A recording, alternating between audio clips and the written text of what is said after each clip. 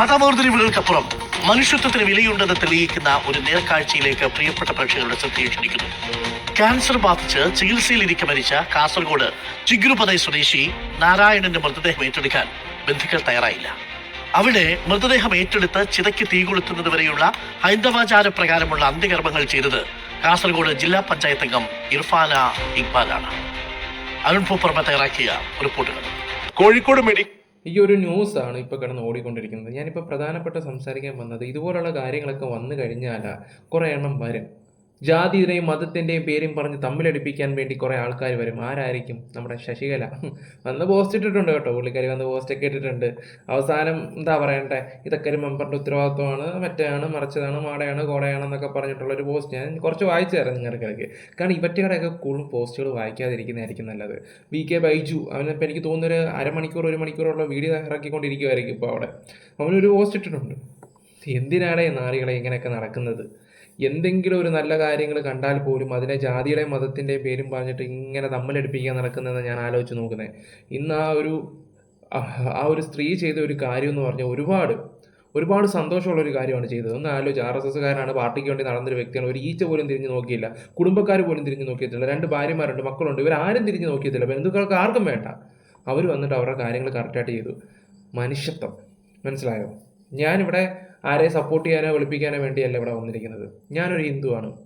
നമ്മുടെ കേരളത്തിൽ ഈ ജാതിയുടെയും മതത്തിൻ്റെ പേരും പറഞ്ഞ് തമ്മിലടിക്കരുത്, അത്രേ ഞാൻ പറയുന്നുള്ളൂ. പിന്നെ ഒരു കാര്യം, ശശികലയെ വെറുക്കുന്നവർ, ഈ VK ബൈജുവിനെ പോലുള്ളവരൊക്കെ വെറുക്കുന്നവർ മാത്രം ഒന്ന് ലൈക്ക് അടിക്കുക. കാരണം എനിക്ക് അവരുടെ എണ്ണം ഒന്ന് കാണണം. പെട്ടെന്നൊന്ന് അടിക്കുക. സത്യസന്ധമായിട്ട് ഞാൻ പറയുന്നു, അടിക്കുക. പിന്നെ അതുപോലെ തന്നെ ഈ ഒരു സാധനം ചെയ്യുമ്പോൾ നമുക്ക് സപ്പോർട്ടോ കാര്യങ്ങളോ ഒന്നും കിട്ടുന്നില്ല. നിങ്ങളെല്ലാവരും ഒന്ന് സബും കൂടെ ചെയ്യുക, ലൈക്ക് അടിക്കുന്ന തൊട്ട് ഹൈപ്പും കൂടെ കൊടുക്കുക. ഈ വിഷയങ്ങളൊക്കെ പരമാവധി ഷെയർ ചെയ്യണം. കാരണം ശശികലയെ പോലുള്ളവരൊക്കെ ഇതുപോലുള്ളതുണ്ട് ആവശ്യമില്ലാത്ത കുറേ പോസ്റ്റുകൾ കണ്ടില്ലേ? ഈ പോസ്റ്റുകൾ നിങ്ങൾ കണ്ടില്ലേ? ഈ പോസ്റ്റുകൾ ഇങ്ങനെ നിറച്ച ആൾക്കാരുടെ മുന്നിൽ ഇഞ്ചക്ട് ചെയ്യുന്ന ഈ ഒരു ഇത് നമുക്ക് ഇല്ലാണ്ടാക്കണം.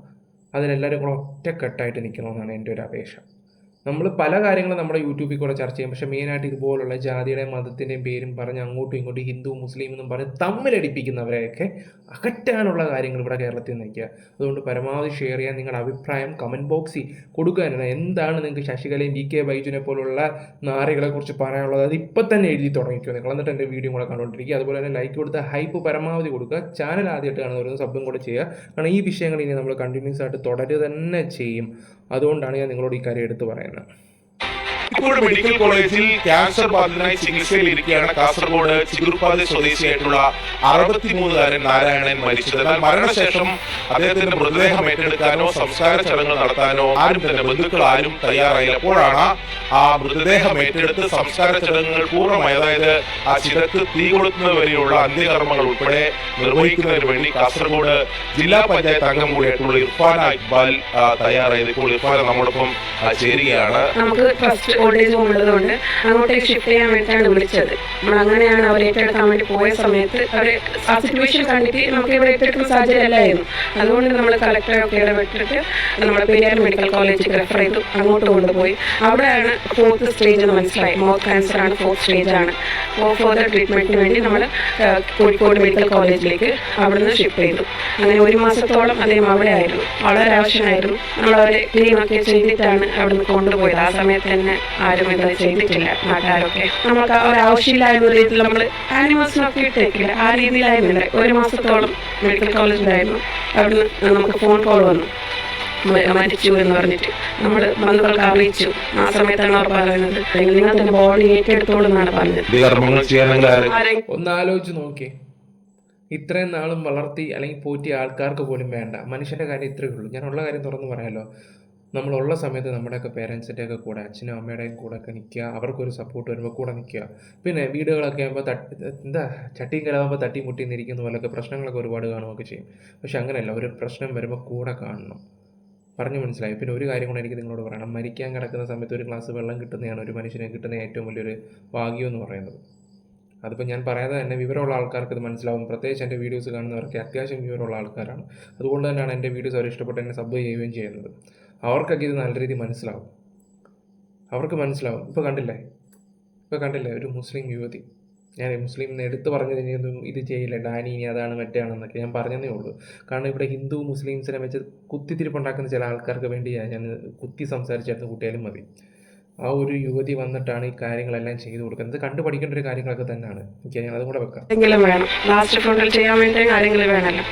ആരില്ലെങ്കിൽ പിന്നെ എന്താ ചെയ്യാ? എന്തായാലും ഒരു മരണശേഷം ഒരു മനുഷ്യൻ അനാഥനായി തുടരുക എന്നത് സങ്കടകരമായിട്ടുള്ള കാര്യമാണ്. അത് തിരിച്ചറിഞ്ഞുകൊണ്ടാണ് ഇർഫാന ഇക്ബാൽ ഉൾപ്പെടെയുള്ളവർ ഈ അന്ത്യകർമ്മങ്ങൾ ഉൾപ്പെടെ ചെയ്ത് സംസ്കാര ചടങ്ങുകളൊക്കെ നടത്തിയത്. എന്തായാലും ആ നാടൊന്നാകെ അതിനെ ആ പ്രവൃത്തിക്ക് കൈയടിക്കുന്നു എന്നതാണ് പ്രധാനപ്പെട്ടത്. ഒന്നാകെയോ ഇനി കേരളം, എനിക്ക് തോന്നുന്നു ഒരുപക്ഷെ ലോകത്തിലെ ഇന്ത്യയിലെ എല്ലാ മലയാളികളും ഈ ഒരു കാര്യം ഏറ്റെടുക്കും, സപ്പോർട്ട് കൊടുക്കും. അവർക്ക് സപ്പോർട്ട് എന്ന് വെച്ചാൽ ഇനിയാണെങ്കിൽ പോലും ഇനിയുള്ള കാര്യത്തിന് മുന്നിട്ട് നടക്കാൻ നാളെയൊക്കെ ഇവരൊക്കെ നല്ല ഹൈ പൊസിഷനിൽ എത്തേണ്ട വ്യക്തികളാണ്. ഇവരൊക്കെ എത്തണം, നാട് നയിക്കണം ഇവരെ പോലുള്ളവരൊക്കെ. നമ്മുടെ അൻസാരി ഉസ്താദ് പറയുന്നതിൻ്റെ ഒരു വീഡിയോ ഞാൻ വെച്ച് തരാം. അതിന് മുമ്പ് ശശികലയുടെ ഒന്ന് ഞാൻ ജസ്റ്റ് ഒന്ന് വായിച്ചു തരാം, നിങ്ങളെല്ലാവരും ഒന്ന് കേൾക്കണം. ദേണ്ടേ,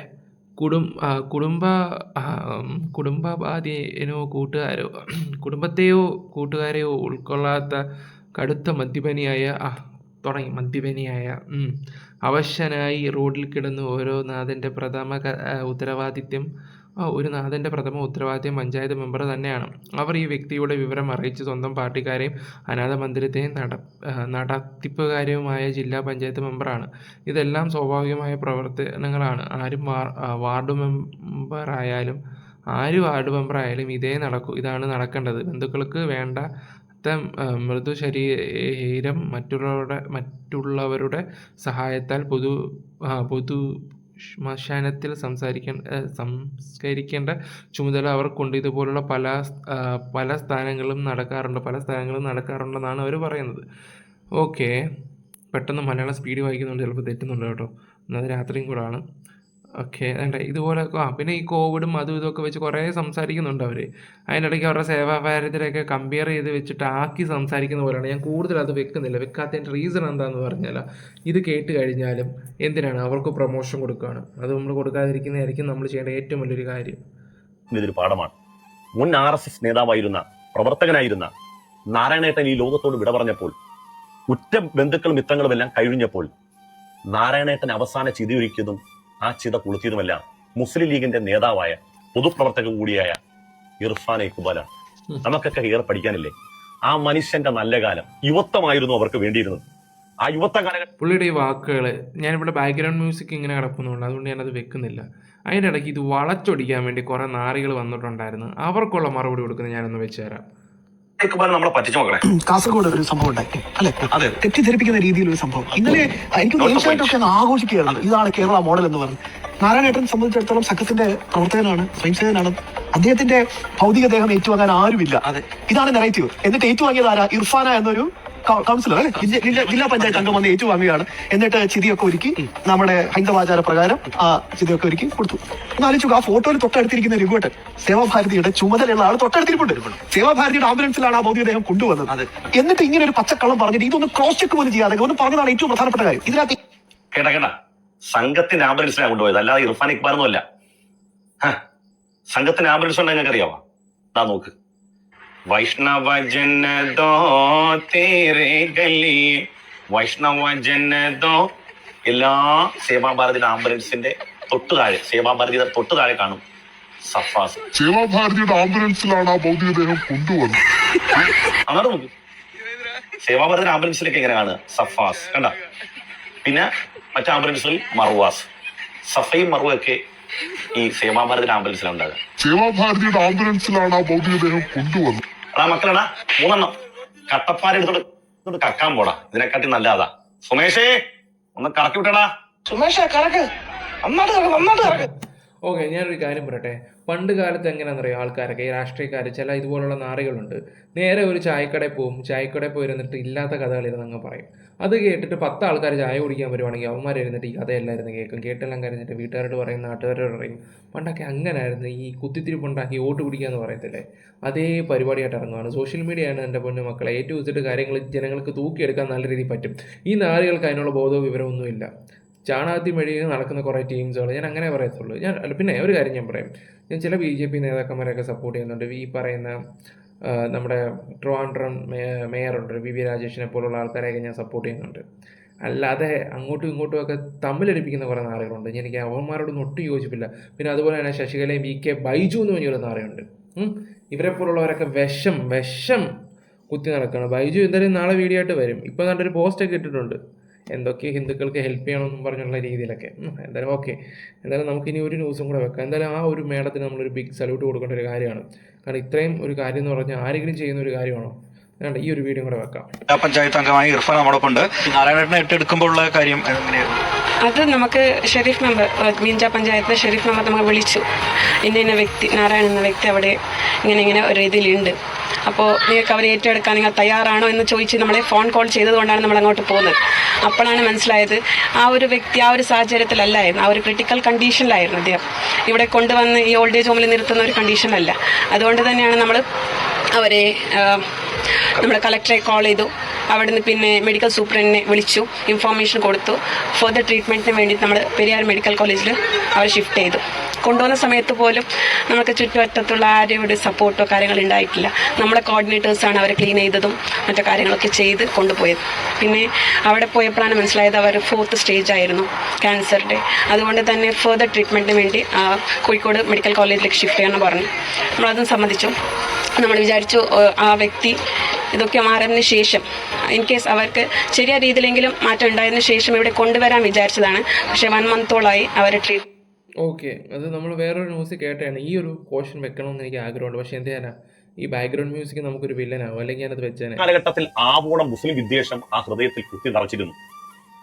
അതുകൊണ്ട് തന്നെ ആ ഒരു വൈരാഗ്യവും വിദ്വേഷമൊക്കെ മനസ്സിലുള്ളപ്പോൾ സ്വന്തമായി ജീവിക്കാൻ മറന്നുപോകുന്ന മനുഷ്യർ. സത്യം, ഒരുപാട് ആൾക്കാരുണ്ട് ഈ പാർട്ടിക്കും അതിനും ഇതിനുമൊക്കെ വേണ്ടി നടക്കുന്ന ഒരുപാട് ആൾക്കാരുണ്ട്. നിങ്ങൾ നിങ്ങളുടെ ലൈഫ് കളഞ്ഞിട്ടാണ് നടക്കുന്നതെന്ന് കൂടെ നിങ്ങൾ ആലോചിക്കണം. നാളെ നമ്മൾ ദുഃഖിക്കേണ്ടി വരും ആ ഒരു കാര്യം ആലോചിച്ചിട്ട്. നമ്മുടെ കുടുംബത്തിൻ്റെ കാര്യങ്ങളൊക്കെ നോക്കേണ്ട സമയത്ത് നമ്മൾ പാർട്ടി കളിച്ച് നടക്കുവാണെങ്കിൽ ഉറപ്പാണ് നാളെ ഒന്നുമില്ലാതെ ബാക്കിയുള്ളവർ നമ്മളെ കോഴിക്കുത്താടെ, അതായത് നമ്മളെ കളിയാക്കിക്കൊണ്ടിരിക്കുന്ന സമയത്ത് നമ്മൾ ആലോചിക്കും, അന്ന് ഞാൻ വീട്ടുകാർക്ക് വേണ്ടി അല്ലെങ്കിൽ വീട്ടുകാർക്ക് വേണ്ടി ജോലിക്കും കാര്യങ്ങളൊക്കെ പോയായിരുന്നെങ്കിൽ ഇന്ന് ഇത് കേൾക്കേണ്ട ആവശ്യമില്ലായിരുന്നു. ഈ പാർട്ടിയുടെ കൂടെ നടന്നിട്ട് എന്ത് കിട്ടിയെന്ന് ആലോചിച്ച് പോവും, ഉറപ്പാണ്. അവരെ എല്ലാ കാലത്തും എല്ലാവരും സംരക്ഷിക്കുമെന്നുള്ള ബോധത്തിനുമായിരിക്കും അവരൊക്കെ ഇങ്ങനെ മുന്നോട്ട് ജീവിക്കുന്നത്. പക്ഷേ ആരോഗ്യമെല്ലാം ക്ഷയിച്ച് രോഗാതുരനായി കഴിഞ്ഞപ്പോൾ ഈ ചുറ്റുവട്ടത്തുണ്ടായിരുന്ന മനുഷ്യരാരും അവർക്കുണ്ടായില്ല. സത്യം, നമുക്ക് ആരോഗ്യം, നമ്മുടെ കൂടെ പൈസയോ കാര്യങ്ങളോ ഉണ്ടെങ്കിൽ മാത്രമേ നമ്മുടെ കൂടെ 10 ആൾക്കാർ കാണും. നമുക്കിതൊന്നും ഇല്ലെങ്കിലോ ഒന്ന് ആലോചിച്ച് നോക്ക്, ഒന്ന് ചിന്തിച്ച് നോക്കിയാൽ മാത്രം മതി. ഉണ്ടെങ്കിൽ അല്ലെങ്കിൽ നമ്മൾ 10 ആൾക്കാർ അറിയുന്നൊരു വ്യക്തിയാണെങ്കിൽ ചിലപ്പോൾ കൂട്ടിന് ആൾ വരും. പിന്നെ ഒരു കാര്യം കൂടെ, ഒരു ഉപദേശം കൂടെ തരാം, എങ്ങും അവൈലബിൾ ആവരുത്. എല്ലായിടത്തും ചെന്ന് നമ്മുടെ പ്രസൻസ് വെക്കാതിരിക്കുന്നതായിരിക്കും നല്ലത്. കാരണം നാളെ അവിടെ നമുക്ക് വില ഉണ്ടാവത്തില്ല. ഉള്ള കാര്യം തുറന്നു പറയാമല്ലോ. അവസാനം ചിത ഒരുക്കിയതും ചിത കൊളുത്തിയതുമെല്ലാം പ്രിയപ്പെട്ട തുഫാൻ ഇക്ബാലായിരുന്നു. കണ്ടില്ലേ, RSSന് വേണ്ടി എന്ത് കാര്യത്തിന് വേണ്ടി ഇറങ്ങി തിരിച്ചൊരു മനുഷ്യന് അവസാനം ഒരു മനുഷ്യനും കൂടെ കണ്ടില്ല, പാർട്ടിക്കാർ പോലും കൂടെ കണ്ടില്ല. പക്ഷെ അവിടെ സപ്പോർട്ട് ചെയ്ത ആരാണ്? ഒരു മുസ്ലിം പെൺകുട്ടി. കാലം അതാണ്. ഓക്കെ, പിന്നെ ഒരു കാര്യം കൂടെ ഞാൻ പറയാം. ഈ RSSകാരും ഒക്കെ ഉണ്ട്, നമ്മുടെ നാട്ടിലൊക്കെ ഉണ്ട്, നല്ല നല്ല ആൾക്കാരാണ്. പക്ഷേ ഇതുപോലുള്ള ആൾക്കാരൊന്നുമല്ല. നമ്മുടെ നാട്ടിലൊക്കെ ഉള്ള ആൾക്കാരും, എൻ്റെ സ്ഥലം നല്ല മുതുകുളം എന്ന് പറയുന്നത്, അവിടെയൊക്കെ ഭയങ്കര പാവം പിടിച്ച ആൾക്കാരൊക്കെയാണ്. പാർട്ടിക്കാരും സ്നേഹമുള്ളവരൊക്കെ തന്നെയാണ് മുതുകുളത്തെ ആൾക്കാർ. ഞാൻ അവിടെയാണ്. പക്ഷേ ഈ ശശികലയെ പോലുള്ള ടീംസിൻ്റെയൊക്കെ കാണുമ്പോൾ ഞാൻ ഷോക്കായി പോകും, ഇങ്ങനെയുണ്ടോ ആൾക്കാരെന്നുള്ള രീതിയിലാണ്. സത്യമായിട്ട് പറഞ്ഞുതരാം. പിന്നെ ഒരു കാര്യം ഞാൻ തുറന്ന് പറയാം, നിങ്ങളൊക്കെ ചെയ്യേണ്ടത് എന്താണെന്ന് വെച്ചാൽ, ഈ പാർട്ടിക്ക് വേണ്ടി നടക്കുന്ന ഈ BJP RSS ടീമിനോട് നിങ്ങളൊന്ന് ഗൾഫിൽ പോയി ഒന്ന് കഷ്ടപ്പെടുക. നിങ്ങൾ കഷ്ടപ്പെട്ട് കഴിയുമ്പോൾ നിങ്ങൾക്ക് മനസ്സിലാവും, ഒരുപാട് കാര്യങ്ങൾ നിങ്ങൾക്ക് മനസ്സിലാക്കാൻ പറ്റും. ഗൾഫിലൊന്ന് പോകും, അവിടെ ഈ പറയുന്ന മുസ്ലിംസുകളൊക്കെയാണ് കൂടുതൽ. അവിടുത്തെ മലയാളികളാണെങ്കിൽ ഹിന്ദു എന്നില്ല, മുസ്ലിം എന്നില്ല, ക്രിസ്ത്യൻ എന്നില്ല, ഒത്തൊരുമയായിട്ട് നല്ല രീതിയിൽ പോവുക.